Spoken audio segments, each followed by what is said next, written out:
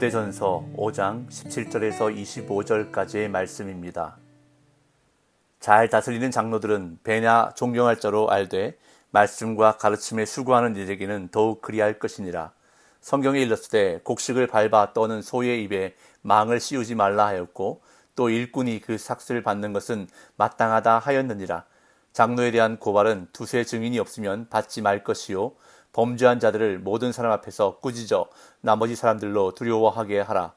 하나님과 그리스도 예수와 택하심을 받은 천사들 앞에서 내가 엄히 명하노니 너는 편견이 없이 이것들을 지켜 아무 일도 불공평하게 하지 말며 아무에게나 경솔히 안수하지 말고 다른 사람의 죄에 간섭하지 말며 네 자신을 지켜 정결하게 하라.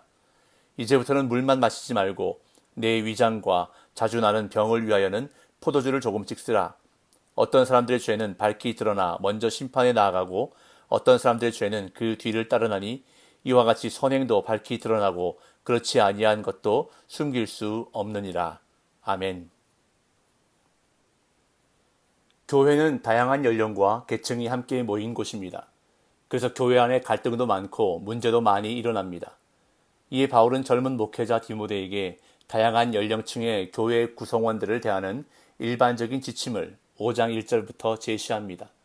성도들을 연령과 성별에 따라 지위와 필요 등을 살펴 합당하게 대우하고 섬기라고 권면하면서 구체적인 지침을 제시합니다. 먼저 연로한 남자와 젊은 남자를 구분하고 연로한 여자와 젊은 여자를 구분합니다.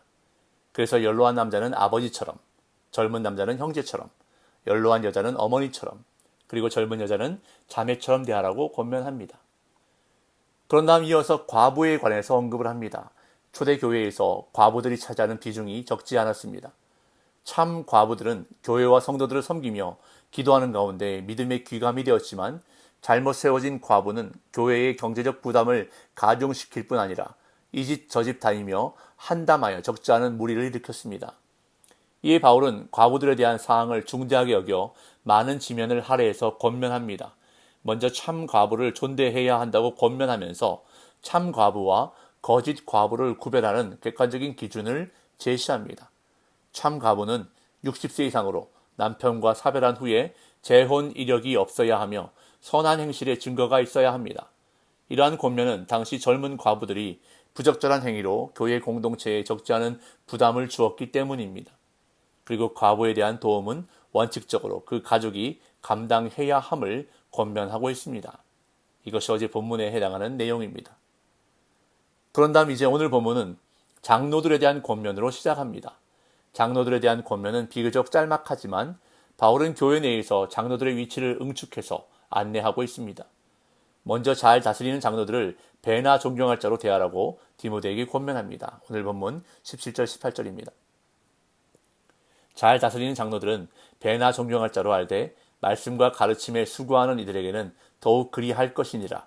성경에 일렀으되 곡식을 밟아 떠는 소의 입에 망을 씌우지 말라 하였고 또 일꾼이 그 삭슬 받는 것은 마땅하다 하였느니라. 여기서 잘 다스리는 장로는 앞에서 잘 이끄는 장로를 뜻합니다. 바울은 디모데에게 그들을 2배로 존경하라고 권면합니다. 우리말 존경으로 번역된 헬라어 티메는 존경과 함께 대가를 지불하는 것을 뜻합니다. 특별히 좋은 장로들 가운데 말씀과 가르침에 수고하는 자들을 더욱 존경하라고 가르칩니다. 장로의 사역을 말씀과 가르침에 연결하는 것이 의미가 깊습니다. 이것은 장로들이 많이 존경받기 위해서는 말씀과 가르침에 힘써야 한다는 권면으로 이해할 수 있습니다. 바울은 장로들에 대한 존경을 말하면서 신명기 25장 4절과 누가복음 10장 7절을 인용합니다. 곡식을 밟아 떠는 소의 입에 망을 씌우지 말라는 말씀과 일꾼에게 삭슬 주는 것이 마땅하다는 말씀을 인용합니다. 이런 점에서 본 구절에 언급된 장로는 말씀 사역을 위해 세워진 목회자를 의미한다고 볼 수 있습니다. 사실 엄밀히 말하면 목사도 장로에 해당합니다. 대한예수교 장로의 합동 측 헌법을 보면 장로는 둘로 나누어지는데 말씀을 전하는 일과 치리를 겸한 자를 목사라 하고 치리만 하는 자를 장로라 한다고 기록되어 있습니다. 사도 바울은 말씀을 가르치는 장로들에 대한 공동체의 책임을 언급하고 있는 것입니다. 교회 공동체는 가족이 없는 과부도 도와야 하지만 말씀 사역에 수고하는 목회자의 생활도 도와야 한다는 것을 가르치고 있습니다. 이어 장로들에 대한 송사에 신중할 것을 디모데에게 당부합니다. 19절에서 21절. 장로에 대한 고발은 두세 증인이 없으면 받지 말 것이요, 범죄한 자들을 모든 사람 앞에서 꾸짖어 나머지 사람들로 두려워하게 하라.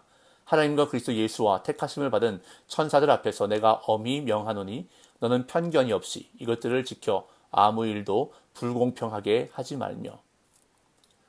장로는 교회를 다스리고 가르치는 지도자입니다. 그래서 때로는 잘못한 일이 없어도 비판을 받기가 쉽습니다. 근거 없는 소문 때문에 시달리거나 비난을 받는 경우도 많습니다. 그래서 지도자들에 대한 송사는 신중해야 합니다. 바울은 장로에 대한 송사는 반드시 두세 명의 증인이 있어야 한다고 강조합니다. 떠도는 소문의 근거에 비난하거나 징계할 수 없다는 것입니다. 그러나 두세 명의 확실한 증인들이 있는 경우에는 송사를 받아들여야 합니다. 모든 증거가 명백함에도 불구하고 덮어주려고 해서는 안 된다는 것입니다. 지도자라 해도 잘못한 것이 있으면 모든 사람 앞에서 투명하게 밝히고 바르게 처리해야 합니다.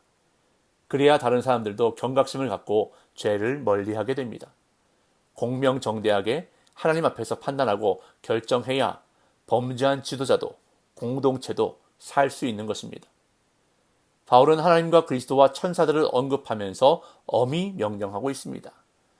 그런 다음 아무에게나 경솔히 안수하지 말라고 권면합니다. 22절. 아무에게나 경솔히 안수하지 말고 다른 사람의 죄에 간섭하지 말며 네 자신을 지켜 정결하게 하라. 안수를 행한다는 것은 특별한 임무와 역할을 감당할 교회의 지도자들을 세운다는 의미입니다. 바울은 디모데에게 장로의 치리 문제에 관해 당부한 후에 장로를 비롯한 교회의 지도자들을 뽑을 때 경솔하지 말고 신중하라고 충고합니다. 불순한 동기나 의도를 가지고 함부로 장로를 세우거나 안수를 행하지 말라는 것입니다. 만일 목회자가 그러한 악행을 방관하거나 협조하거나 시행한다면 다른 사람의 죄에 간섭하는 결과가 됩니다. 여기서 간섭하다에 해당하는 단어는 나누다, 동참하다 라는 뜻을 가지고 있습니다. 그러므로 목회자는 자신을 지켜 세속에 물들지 않도록 해야 하고 정결함과 경건함을 잃지 말아야 합니다. 이어서 바울은 위장병을 앓고 있는 디모데를 염려하며 포도주를 약으로 조금씩 사용하라고 권면합니다. 23절. 이제부터는 물만 마시지 말고 내 위장과 자주 나는 병을 위하여는 포도주를 조금씩 쓰라. 디모데는 위장이 좋지 않았던 것으로 보입니다. 그럼에도 불구하고 자신을 정결하게 지키고 경건한 삶을 유지하기 위해 물만 마신 것 같습니다. 그래서 바울은 디모데에게 물만 마시지 말고 위장과 자주 나는 병의 호전을 위해 포도주를 조금씩 쓰라고 권면합니다. 여기서 주의해야 할 것은 바울이 조금씩이라는 단어를 사용했다는 것입니다. 약을 위해 쓰라고 권면하면서도 술에 대한 절제를 염두에 두고 있습니다. 그런 다음 마지막으로 어떤 행실이든 반드시 밝히 드러나게 되기 때문에 섣불리 조급하게 판단하지 말 것을 권면합니다. 24절, 25절. 어떤 사람들의 죄는 밝히 드러나 먼저 심판에 나아가고 어떤 사람들의 죄는 그 뒤를 따르다니 이와 같이 선행도 밝히 드러나고 그렇지 아니한 것도 숨길 수 없느니라. 바울은 디모데에게 장로의 치리 문제 그리고 안수 문제와 관련해서 영적 분별력을 키우라고 권면합니다. 시간상의 차이일 뿐 어떤 행실이든 반드시 밝히 드러나게 되어 있기 때문입니다. 그러므로 섣불리 조급하게 성도들을 판단해서는 안 된다는 것입니다. 어떤 사람들의 죄는 밝히 드러나서 먼저 심판을 받게 되고 어떤 사람들의 죄는 나중에 드러나지만 결국 드러나게 되어 동일하게 심판을 받게 됩니다.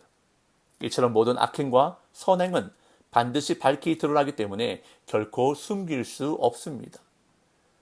그렇기 때문에 목회자는 성급히 판단하지 말고 분별력을 가지고 신중하게 판단하고 처리해야 한다는 것입니다.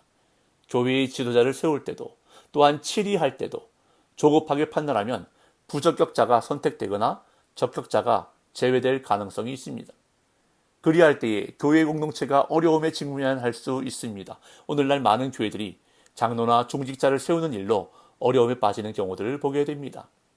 따라서 목회자를 비롯한 온 교회가 영적 분별력을 가지고 이 일에 신중해야 함을 바울은 강조하고 있는 것입니다. 그리고 하나님 앞에서 모든 것은 드러나게 된다는 것을 우리는 잊지 말아야 합니다.